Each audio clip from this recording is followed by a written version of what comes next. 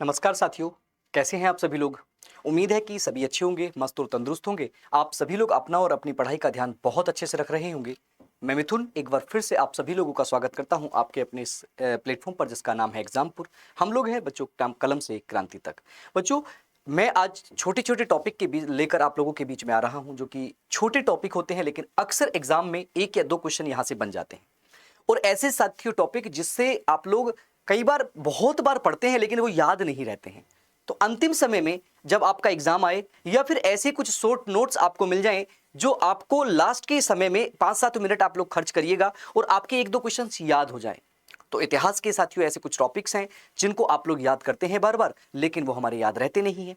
तो ऐसे ही टॉपिक के साथ साथियों मैं आगे भी आता रहूंगा। आज ये मेरी पहली छोटी वीडियो है। आप लोग अंत तक जरूर इस वीडियो को देखिएगा और एक बार जरूर बताइएगा कि ये कैसी वीडियो लगी आपको। और आप कमेंट बॉक्स में जरूर बताइएगा कि आपको और क्या क्या चाहिए इस वीडियो में, आप लोग क्या मुझसे डिमांड करते हैं। ऐसी ही सीरीज मैं आप लोगों के लिए लेकर आ रहा हूं जो आपके एग्जाम के पॉइंट ऑफ व्यू से जो भी टीचिंग के या अन्य एग्जाम होंगे वहां इंपॉर्टेंट रहेंगे। प्यारे साथियों, आज फिर से मैं बात करता हूं एक छोटा सा टॉपिक जिसमें हम लोग दिल्ली सल्तनत के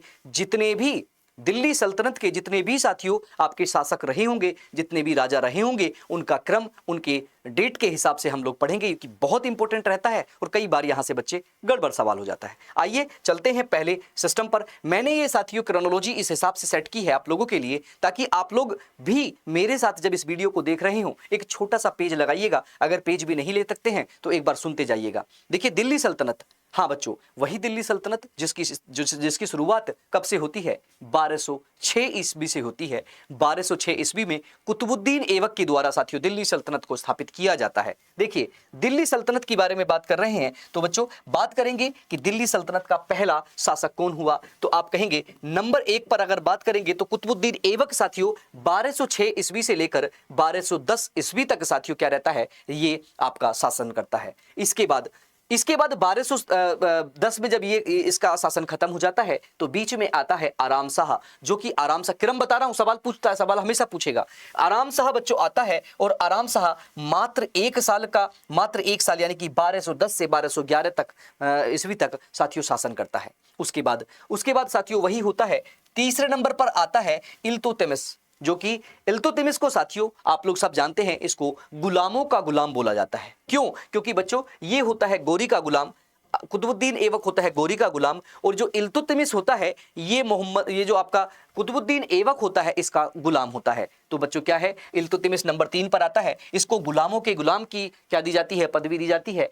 1211 ईस्वी से लेकर 1236 ईस्वी तक ये दिल्ली पर शासन करता है। आगे चलते हैं। उसके बाद साथियों आता है रनकुद्दीन फिरोज शाह।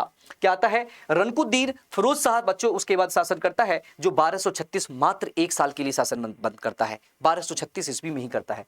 उसके बाद साथियों इल्तुतमिश की बेटी जिसका नाम रजिया सुल्तान होता है। रजिया सुल्तान भारत के इतिहास की बात करें या इतिहास की बात करें तो पहली महिला शासिका के नाम से जानी जाती है, जिसका नाम होता है रजिया सुल्तान। बच्चों इसके शासन को ना चलाने का कारण बस यही होता है कि ये एक महिला होती है और महिला होने के कारण बहुत सारे दिल्ली के जो शासक होते हैं वो इसका विरोध करते हैं और इसको गद्दी से हटाने की पूरी कोशिश करते हैं। और ये 1236 से लेकर 1240 तक बच्चों रजिया सुल्तान है ना राज करती है। उसके बाद समय आता है का मोइजुद्दीन बहराम शाह का बच्चों, बहराम शाह का 1240 से लेकर 1242 ईस्वी तक, जिसका नाम क्या होता है, मोइजुद्दीन बच्चों, मोइजुद्दीन बहराम शाह शासन करता है। उसके बाद शमसुद्दीन है ना ट्यूमर्स आता है केवल 1290 नहीं, उसके बाद शमसुद्दीन, उसके बाद आता है बच्चों 1242 के बाद आता है अलाउद्दीन कांसा मसूद शाह।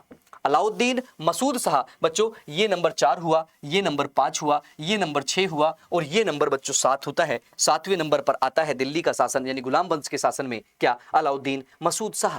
8वें नंबर पर आता है नसीरुद्दीन मोहम्मद, जो 1246 से 1266 तक राज करता है। और सबसे इंपॉर्टेंट बच्चों, सबसे इंपॉर्टेंट 9 नंबर पर गुलाम वंश में आता है गयासुद्दीन बलबन। बच्चों बलबन जो है बहुत सारे शासकों का एक 40 लोगों का एक संगठन बनाकर काम करता है। उस संगठन में साथियों सबको धीरे धीरे किनारे से कर देता है। बलबन 1266 से 1287 तक काम करता है। उसके बाद साथियों कैकुबाद आता है 10वें नंबर पर। कैकुबाद 87 से लेकर नंबर 90 तक। और अंतिम रूप से देखें तो शमसुद्दीन क्यूमर्स साथियों, जो गुलाम वंश है, शमसुद्दीन क्यूमर्स साथियों अंतिम शासकों में से माना जाता है। 1290 में ये आपका दिल्ली का अंतिम शासन होता है। देखिए कुतुबुद्दीन ऐबक से लेकर हम लोगों ने 11 नंबर तक बच्चों पढ़ लिया है ना। और देखिए एक यहाँ पर गुलाम वंश का सबसे बड़ा, सबसे ऊंची इमारत बनती हुई दिख रही है आपको, जिसका नाम है कुतुब मीनार, जो कि दिल्ली में है। मैंने वो भी साथियों आपके लिए है। आइएगा बात करते हैं खिलजी वंश की। बच्चों खिलजी वंश में भी क्रम कई बार पूछा जाता है, पहले कौन आया, दूसरे नंबर पर कौन आया, तीसरे नंबर पर कौन आया, चौथे नंबर पर कौन आया। 1290 से लेकर 1320 ईस्वी तक साथियों गुलाम वंश के बाद दिल्ली सल्तनत पर खिलजियों का राज होता है। और खिलजियों के राज में सबसे प्रथम पर आता है जलालुद्दीन फिरोज शाह खिलजी, उसके बाद अलाउद्दीन खिलजी, फिर क्या है, फिर है शिहाबुद्दीन खिलजी, फिर कुतुबुद्दीन मुबारक खिलजी, और साथियों अंतिम जो आता है वो होता है नसीरुद्दीन खुसरो शाह। नसीरुद्दीन खुसरो शाह साथियों आपको पता है ये खिलजियों का साथियों बनाया हुआ एक छोटा सा मोन्यूमेंट्स है, मैंने आपके साथ लिया है। आप लोग इस वीडियो को जब भी देख रहे हैं बड़े धीरे से आप लोग ऐसे ही देखिएगा, क्रम आप लोग को तुक्के नहीं मारने हैं, आपको कोई नोमेनक्लेचर याद नहीं करना है, ताकि आप लोग परेशान ना हो, ठीक से देख रहे हैं। खिलजियों के बाद तुगलक आता है बच्चों। तुगलक वंश 1320 से लेकर 1414 तक राज करता है। तुगलकों में सबसे बड़ा संस्थापक जो मतलब तुगलक वंश का संस्थापन जो करता है, संस्थापक जो होता है उसका नाम होता है गयासुद्दीन तुगलक। 1320 से 1335 ईस्वी तक साथियों करता है। आप कहेंगे सर इनके कुछ काम भी बता दीजिएगा। हाँ, इन छोटी छोटी वीडियो को लेकर एक एक के बारे में मैं काम स्टार्ट करूंगा। आज मैं केवल इनके जो वंश का क्रम है, कौन सा शासक कब आया, उसके हिसाब से इस वीडियो को ले रहा हूं। इससे अगली वीडियो में बच्चों एक एक को लेकर मैं दिल्ली सल्तनत के एक एक राजा को लेकर वो 3-3, 4-4 मिनट में उनके भी काम पूरे कर दूंगा। सीरीज साथियों ये चलेगी, आप लोगों के प्यार के ऊपर डिपेंड करेगी, आप कितना इसको सपोर्ट करते हैं, कितना अपने दोस्तों को शेयर करते हैं, ऐसे चल काम चलेगा। मोहम्मद बिन तुगलक की बात करते हैं तो बच्चों मोहम्मद बिन तुगलक आता है गयासुद्दीन तुगलक के बाद 1325 से 1351 तक। फिर फिरोज शाह तुगलक बड़ा इंपॉर्टेंट है, इसके बारे में डिस्कस करेंगे बच्चों। फिर गयासुद्दीन तुगलक शाह द्वितीय भी आता है और नसीरुद्दीन साथियों खुसरो भी आता है। नसीरुद्दीन खुसरो के बाद अगर हम बात करें प्यारे साथियों, नसीरुद्दीन खुसरो के बाद आप लोग बात करेंगे तो कौन आएगा, आप देखेंगे उसके बाद है ना, ये देखिएगा। फिर उसके बाद आएंगे आपके अबरू शाह, फिर नसीरुद्दीन मोहम्मद शाह तृतीय, फिर अलाउद्दीन सिकंदर प्रथम, और उसके बाद नुसरत शाह और नसीरुद्दीन मोहम्मद है ना महमूद। नसीरुद्दीन महमूद आएगा बच्चों। ये पूरा एक क्रम मैं आप लोगों के साथ लेकर चला है ना, तो आप लोग इसको देखेंगे। आगे चलते हैं। सैयद वंश, खिलजियों के बाद आता है सैयद, खिलजियों के बाद सैयद वंश आता है। और खिज्र कहाँ, सैयद वंश का संस्थापक होता है। फिर मुबारक शाह आता है, मोहम्मद शाह आता है, अलाउद्दीन आलम शाह आता है बच्चों। ये 1451 तक राज करते हैं। छोटे समय में बच्चों लगभग 40-50 साल ये राज करते हैं। सैयद वंश का शासन चलता है। कई बार एग्जामिनर आपसे पूछता है कि भाई दिल्ली सल्तनत में सबसे अधिक राज किसने किया, सबसे कम राज किसने किया, ये भी सवाल बनता है। तो उसके बाद लोधी वंश बच्चों आता है। लोधी वंश बड़ा इंपॉर्टेंट है। और लोधी में बहलोल लोधी, लोधी वंश का संस्थापक। सिकंदर लोधी बच्चों, ये वही सिकंदर लोधी है जो आगरा की स्थापना करता है।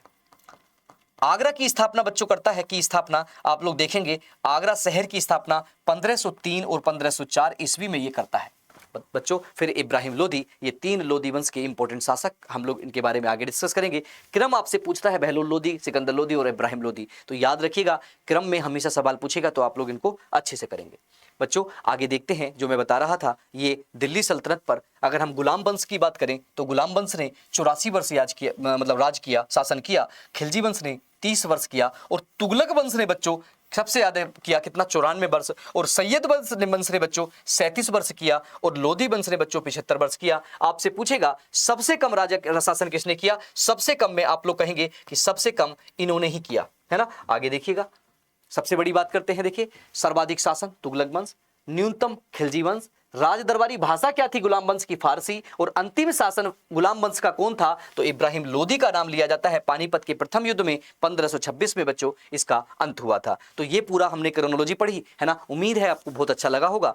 अब हम एक एक ये सीरीज में चला रहा हूँ, 10 मिनट का शो, 10 मिनट का शो। तो अगर आप इसको प्यार करते हैं, आप इसको चीजें देते हैं, तो हम लोग आगे एक एक के बारे में हर एक चीज, इतिहास, भूगोल और सारे डेली आपको एक छोटी छोटी वीडियो देते रहेंगे। बस आप लोगों का प्यार रहेगा। आप लोगों को अच्छी लगी हो तो लाइक और शेयर जरूर करिएगा, अपने सभी साथियों को इस वीडियो को भेजिएगा। थैंक यू साथियों, मिलते हैं अगली वीडियो में। धन्यवाद। जय हिंद, जय भारत बच्चों।